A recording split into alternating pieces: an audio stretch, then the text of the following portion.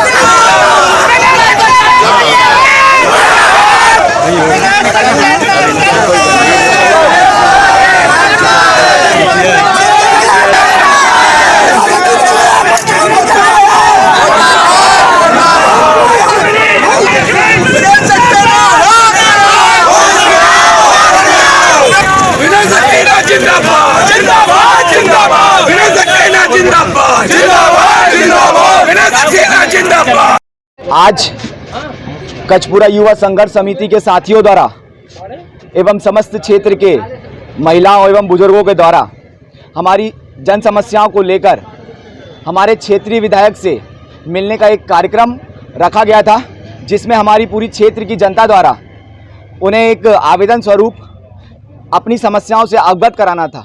लेकिन आज जब क्षेत्र के हमारे उत्तर विधानसभा के विधायक इस क्षेत्र में आते हैं तो कम से कम 25-30 गुंडों के साथ आते हैं और उन्होंने हमारी जनता जो हमारे इस समस्याओं को लेकर बैठे थे उनसे बिल्कुल भी 1% भी बात नहीं करी और आगे बढ़ गए। हमारे साथ धक्का मुक्की की गई, लेकिन उसके बावजूद भी हमारे लोग सटे रहे और हम हमारी जन समस्याओं को लेकर लगातार जब तक हो सकेगा तब तक हम संघर्ष करेंगे। अगर हमारी मूलभूत समस्याएं हमारे पास अगर जब तक हमको नहीं मिल पाएंगी तब तक हम उनके खिलाफ और पूरे जितने भी लोग होंगे उनके खिलाफ हम प्रदर्शन करते रहेंगे। नहीं, मारपीट ऐसा कुछ नहीं हुआ है, धक्का मुक्की हुई है क्योंकि विधायक हमसे मिलना नहीं चाह रहे थे। बिल्कुल लगातार वो भागते चले गए, छुपते हुए भाग रहे थे। मुझे लगता है 2 घंटे विलंब से इसलिए आए कि जनता कम हो जाए, लेकिन यहाँ की जनता और बढ़ती गई क्योंकि जन समस्याएं बहुत ज़्यादा बढ़ चुकी हैं। उसके बावजूद जब वो 25-30 लोगों के साथ आए तो वो बिल्कुल ऐसे भाग गए जैसे वो इस क्षेत्र के विधायक नहीं है, पता नहीं कहाँ कहीं और दूसरे क्षेत्र के विधायक हैं। आज क्या क्या दिखाया आप लोग ने विधायक जी को कुछ दिखा ही नहीं पाए ना, विधायक जी तो भाग गए। विधायक जी आ ही नहीं पाए हमसे मिलने के लिए, जन समस्याओं को उन्होंने सुना ही नहीं, वो तो सीधे निकले और भाग गए, अपने लोगों के साथ आए हो। क्या बड़ा और थोड़ा फैला लो और बताएं। ऐसा है, बहुत ही दुख का विषय है कि हिंदुस्तान की लोकतांत्रिक व्यवस्थाओं में अगर किसी विधायक से तुम जनता के सामने नहीं लड़ सकते, सच्चाई से नहीं लड़ सकते, तो आपने एक नया तरीका निकाल लिया कि विधायक को वहां जाने से रोका जाएगा। मैं ये पूछना चाहता हूं कि कचपुरा का मैं चुनौती दे रहा हूं भारतीय जनता पार्टी के बड़े से बड़े जबलपुर के नेता को कि मेरे साथ कचपुरा की गली गली का भ्रमण कर लें। अगर 90% लोग विनय सक्सेना को पहचानेंगे और ये कहेंगे कि विनय सक्सेना अकेले हैं जो यहाँ आते हैं, और अगर उनके 10% नेताओं को 10% पब्लिक भी उनको पहचान जाए, मैं चाहता हूं कि माननीय विधायक जी जितने हैं इनके और जबलपुर के जितने सांसद जिनके जो भारतीय जनता के बड़े से बड़े नेता हैं, वो कचपुरा में जिस दिन चुनौती स्वीकार करके मेरे साथ भ्रमण कर लें। और यहाँ की जनता किसको चाहती है, यहाँ की जनता से कौन मिलता है, यहाँ की जनता कौन काम करता। पिछले 2-3 सालों के अंदर 75 लाख से ज़्यादा काम कचपुरा में हुए, मगर एक नेता चाहते हैं कि उनके घर के सामने की सड़क पहले बना दी जाए। मेरे लिए पूरी मध्य विधानसभा का 20 वार्ड मेरे परिवार के सदस्य हैं। मैं ऐसा नहीं कर सकता कि 2 करोड़ की राशि और 3 करोड़ की राशि एक ही गली और मोहल्ले में खर्च कर दूं। मेरे को भी जनता को जवाब देना है। मेरे को अगर छोटा फुहारा बनाना है तो MR 4 की रोड भी बनानी, करमचंद भी बनाना है तो घंटाघर की सड़क भी बनानी है। मेरे लिए अगर मेरोनीगंज महत्वपूर्ण है तो मेरे लिए कचपुरा भी महत्वपूर्ण है, दीनदयाल वार्ड भी महत्वपूर्ण है। लेकिन चंद नेता जो भविष्य में चुनाव आने वाला नगर निगम का, तो ये सब होना तो होना ही था। और मैं ये कहना चाहता हूँ, बरसात में मेढक आ जाते हैं और बरसात में कुकर मुत्ते भी उग जाते हैं। अब ऐसे कुछ नेता यहाँ पे पैदा हुए हैं, लेकिन ये भूल रहे हैं कि जबलपुर शहर में ज्योतिराज सिंधिया आ रहे हैं, जबलपुर शहर में JP नड्डा जी आ रहे हैं जो शहर के दामाद हैं। हम लोग तो चाहते थे वो आए तो उनका सम्मान के साथ स्वागत किया जाए। हम लोग कांग्रेस पार्टी के होने के बाद भी इस तरह की गंदी ओछी राजनीति नहीं करते। लेकिन अगर आज रात तक भारतीय जनता पार्टी के नेताओं ने सही निर्णय नहीं लिया तो आने वाले समय में भाजपा का जितने नेता शहर के अंदर प्रवेश कर रहे हैं, कल हमारा राज्यसभा का चुनाव है, एक दिन हम इनको मौका दे रहे हैं, लेकिन परसों से पूरे शहर की गली गली मोहल्ले मोहल्ले में भाजपा के सब बड़े नेताओं के पुतले दहन होंगे। और अगर इसमें कोई भी टकराव की स्थिति पैदा होगी तो आज 5 बजे से लगातार पुलिस प्रशासन, माननीय पुलिस अधीक्षक महोदय, CSP महोदय, TI महोदय सब मुझसे कह रहे थे विनय भाई आप थोड़ा इंतजार करके जाइए, हम तैयारी कर ले। लेकिन आपने देखा जब मैं पहुंचा हूं 2 घंटे बाद भी पूरे गुंडे जबलपुर शहर के, जिनको आज फरार घोषित कर चुकी पुलिस, वो चेहरे भी भीड़ में थे भाजपा के। ये गुंडों से मैं विनय सक्सेना डरने वाला नहीं हूँ। मैं छात्र राजनीति को चुनौती देता हूँ, जिसको गुंडागर्दी करनी भाजपा के जितने बड़े नेता हैं, जितने गुंडे शहर के इकट्ठे करने कर लो, ना मैं डरने वाला हूँ, ना मेरे को किसी मोहल्ले में जाने से कोई रोक सकता है। अब गुंडागर्दी, मैं एक बात कहना चाहता हूँ, गुंडागर्दी का जवाब जनता की भीड़ देगी। और अगर इसमें जबलपुर शहर में अराजक हालात होंगे तो मध्य प्रदेश का सरकार और मध्य प्रदेश के माननीय शिवराज सिंह जी, आप भी इस बात को समझ लें, एक विधायक की सुरक्षा की जिम्मेदारी मध्य प्रदेश सरकार की है। अगर मेरे साथ कुछ भी होता है, मैं परवाह करने वालों में से नहीं हूं, लेकिन उसका जिम्मेदार शिवराज सिंह जी होंगे, जबलपुर शहर के हमारे भाजपा के जो नेता जो इसके पीछे गुंडागर्दी करा रहे हैं। लेकिन जबलपुर शहर के गुंडों को कह देना चाहता हूं, हमारे कांग्रेस के कार्यकर्ता निकाल निकाल के उन गुंडों को घर से मारेंगे जो कांग्रेस कार्यकर्ताओं के साथ गुंडागर्दी करेंगे। और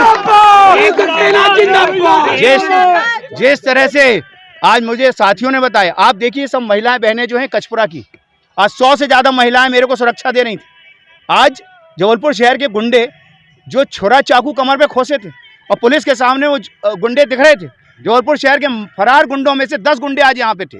मैं जबलपुर शहर के प्रशासन को चेतावनी देना चाहता हूँ, समय रहते आके खोल लें। लोकतांत्रिक व्यवस्था है, गुंडागर्दी से कोई विधायक को दबा नहीं सकता। अगर मैं जनता के लिए काम कर रहा हूँ रात दिन 24 घंटे में 17-18 घंटे, तो ये हमारी बराबरी करें ना। अगर इनमें दम है तो काम करे जनता का। और एक बहुत महत्वपूर्ण बात कहना चाहता हूँ, ये पूरी कचपुरा की बस्ती जो है अवैध कॉलोनी घोषित है मध्य प्रदेश सरकार की तरफ से। अगर इस पर कोई काम करना है तो किसको करना है? मध्य प्रदेश सरकार को। मध्य प्रदेश सरकार पिछले 15 साल से कॉलोनी को वैध नहीं कर पाई। बिल्डर यहाँ से जमीनें बेच बेच के भाग गए। गरीब जनता ने सस्ते प्लॉट के चक्कर में यहाँ पे प्लॉट खरीद लिए। क्या कोई बिल्डर आज तक जेल गया? तो अपने भाजपा के बिल्डरों ने यहाँ प्लॉट काटे, उनको जेल में डालिए, बुलडोजर चलाइए। यहाँ का विकास की जिम्मेदारी सरकार की है और सरकार कह रही है हम अवैध कॉलोनी वैध कर रहे हैं। विनय सक्सेना के पास जितनी क्षमता थी, 2 करोड़ के जब बजट था, मैंने 75 लाख की राशि इस क्षेत्र में खर्च कर दी। विवेक तनखा जी ने 26 लाख रुपए की राशि खर्च कर दी। और हमसे क्या चाहते हो? लेकिन तुम ये बता दो कि आपके सांसद जी ने, आपके मंत्रियों ने, जो हमारे शहर के प्रभारी मंत्री हैं, उनने एक राशि खर्च करी हो? या इनमें दम हो तो चुनौती स्वीकारें। 2 रुपए का भी अगर इनने खर्च किया हो कचपुरा में, अगर नहीं किया तो अपने नेता का मुंह काला करें। नहीं तो जबलपुर के कांग्रेसी नेता और कांग्रेसी साथी, हमारी महिला बहनें इन भाजपाओं के मुंह भी काला करेंगे। इस बात के लिए सतर्क रहें। इस बुलेटिन में फिलहाल के लिए इतना ही। मुझे दीजिए इजाजत और आप बने रहिए रतनगढ़ टाइम्स न्यूज के साथ। नमस्कार।